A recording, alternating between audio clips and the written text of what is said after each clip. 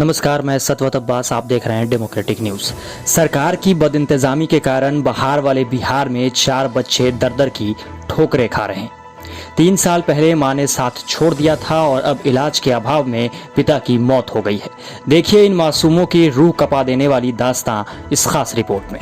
क्या बहार वाले बिहार में सिस्टम लापरवाह है? क्या बहार वाले बिहार में सिर्फ जुमलेबाजी है? क्या बहार वाले बिहार में सरकार की मानवता मर चुकी है? क्या दावे वाली सरकार को जनता की चिंता नहीं है? क्या सरकारी अधिकारी गैर जिम्मेदार हो गए हैं? अगर नहीं तो फिर ऐसी घटनाएं क्यों हो रही हैं?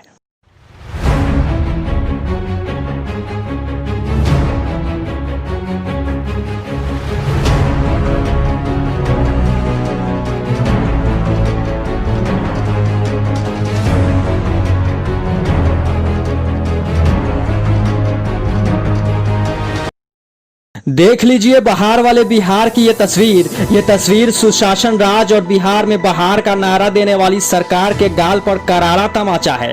ये तस्वीर उन 4 बच्चों की है जिन्हें नीतीश सरकार ने दर-दर की ठोकरें खाने को मजबूर कर दिया है। साहब के बदहाल सिस्टम ने भूखमरी और इलाज के अभाव में इनके ऊपर से पिता का साया छीन लिया। अब घर में केवल ये 4 बच्चे बचे हैं और बचा है इनके कंधों पर जीवन जीने के संघर्ष का बोझ। लेकिन अब तक लापरवाह सरकार की नींद नहीं खुली है। यह मामला बिहार के रोहतास जिले के चंदनपुरा गांव का है, जहां भूखमरी की कगार पर पहुंचे इन 4 बच्चों की दास्तां सुनकर किसी का भी कलेजा कांप जाएगा। लेकिन सोई हुई बिहार सरकार को इनके हालात पर रहम नहीं आ रहा। दरअसल इन बच्चों को जन्म देने वाली मां तकरीबन 3 साल पहले इन्हें छोड़कर चली गई। पिता किसी प्रकार से इनका पालन पोषण कर रहे थे, लेकिन लॉकडाउन के दौरान पिता की तबीयत खराब होने के कारण उनकी भी मौत हो गई। लॉकडाउन के समय किसी भी डॉक्टर ने इनका समुचित इलाज नहीं किया, जिससे उनकी मौत हो गई। उसके बाद ये बच्चे दाने दाने को मोहताज हो गए। हालांकि सोशल मीडिया पर इस मसले को आने के बाद कुछ समाज सेवी संस्थाओं व सरकारी अधिकारियों ने इन बच्चों की मदद के लिए हाथ आगे बढ़ाया, लेकिन उसमें भी गांव वाले की जात पात व ओछी राजनीति के कारण उन लोगों ने भी अपना हाथ समेट लिया। नहीं, पापा देख रहे थे। अब खाना वगैरह कैसे खाते हैं आप लोग? चाचा जी से। पैसा वगैरह तो नहीं रहता होगा? इन बच्चों में सबसे बड़ी एक बहन है जिसकी उम्र महज 9 साल है, जिसके कंधों पर सबकी जिम्मेदारी है। वहीं लड़के में सबसे बड़ा बच्चा 5 से 6 साल का है। अब ये चारों बच्चे अनाथ होकर 2 वक्त की रोटी को मोहताज हैं। पिता की मौत के बाद ये चारों बच्चे बेसहारा हो गए हैं। स्थिति ये है कि इनके पास रहने लायक घर भी नहीं है। मात्र 100 वर्ग फुट में एक कच्चा खपड़ैल नुमा मकान है। बरसात के दिनों में कच्चे घर की छत से बारिश की बूंदें टपकती रहती हैं, तो मिट्टी के दीवार कब गिर जाए कोई नहीं जानता। आसपास के लोग कुछ चावल या सूखा राशन दे देते हैं, तो 8 साल की नंदिनी किसी तरह चूल्हा जलाकर चावल पका लेती है और वही चावल दोनों टाइम खाकर चारों भाई बहन सो जाते हैं।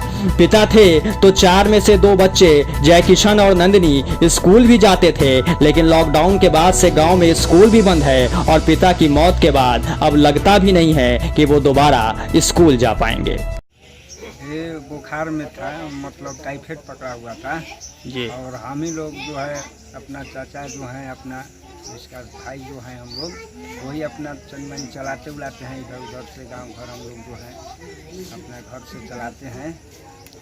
इस बच्चा लोग की माँ वो तो 2-3 साल हो गया, कहाँ चली गई को पता नहीं।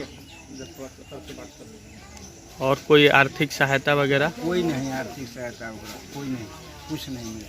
कोई अधिकारी चाहे मुखिया वगैरह आए थे? मुखिया नहीं आए थे। मुखिया काम क्रिया में कुछ पैसा कोई दिए थे।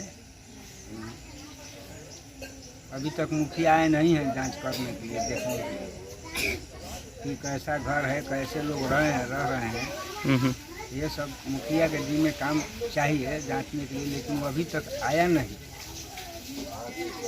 भरण पोषण वगैरह ये सब आप ही लोग के देख रेख में होता है। जी जी जी हम ही लोग देखते वहीं इस मामले में तिलौथू प्रखंड के बीडीओ मून आरिफ रहमान से जब बातचीत की कोशिश की गई तो उन्होंने फोन उठाना भी मुनासिब नहीं समझा। वहीं प्रखंड सूत्रों से पता चला कि बीडीओ साहब वरीय पदाधिकारियों द्वारा इन बच्चों के मुद्दे पर किसी भी मीडिया कर्मी से बात नहीं करने का आदेश दे चुके हैं। शायद साहब की मानवता अब तक नहीं जागी है, इसलिए वो लाजमी सवाल का जवाब देने मीडिया के सामने नहीं आ रहे हैं। बीडीओ साहब की ये हरकत बता रही है कि बहार वाले बिहार में सरकार के साथ पूरा सरकारी सिस्टम ही मानवता भूल चुका है और कुंभकर्णी निंद्रा में लीन है। वहीं कुछ दिन पहले कुछ समाज सेवियों ने सोशल मीडिया पर इन बच्चों का वीडियो वायरल किया था। कुछ स्थानीय पत्रकारों ने इस खबर को प्रकाशित भी किया था। इसके बाद तिलौथू की एक सामाजिक संस्था ने कोडर गांव जाकर इन बच्चों को बालगिरी में ले जाने का प्रयास किया, लेकिन गांव वाले की ओछी राजनीति और गंदी मानसिकता के कारण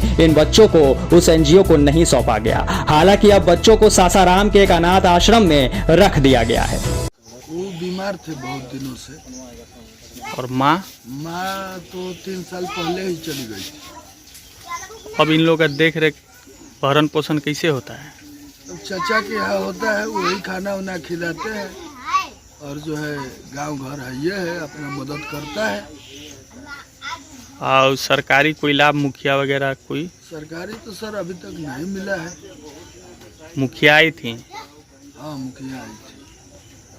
क्या मदद उस की? समय डेथ किए थे उसी समय आई थी। वो जो सहयोग राशि होता है वो मिला है उनको। इसके अलावा और भी कोई मदद नहीं, इसके अलावा तो राशन उसन मिलता था पहले से ही और राशन मिल रहा है। बहरहाल बिहार में बहार का नारा देने वाले सुशासन बाबू को यह खबर जरूर देखनी चाहिए और ये तय करना चाहिए कि बिहार में कितनी बहार है और कहां बहार है, क्योंकि सरकारी सिस्टम के उदासीन रवैये ने मासूम के सिर से पिता का साया छीन लिया। अब इन मासूमों का भरण पोषण कैसे होगा, इन बच्चों की जिम्मेदारी कौन लेगा? लेकिन सरकार के नुमाइंदे अब भी चैन की नींद सो रहे हैं और इन विषयों पर बात तक करने को तैयार नहीं है। ऐसे में आखिर इन बच्चों का जीवन कैसे कटेगा, ये एक बड़ा सवाल है। शायद सुशासन बाबू को इन विषयों पर सोचना चाहिए और आगे ऐसी घटना न हो इसके लिए गलती से सीख लेकर तैयारी भी करनी चाहिए। डेमोक्रेटिक न्यूज के लिए रोहतास से आशुतोष कुमार की रिपोर्ट।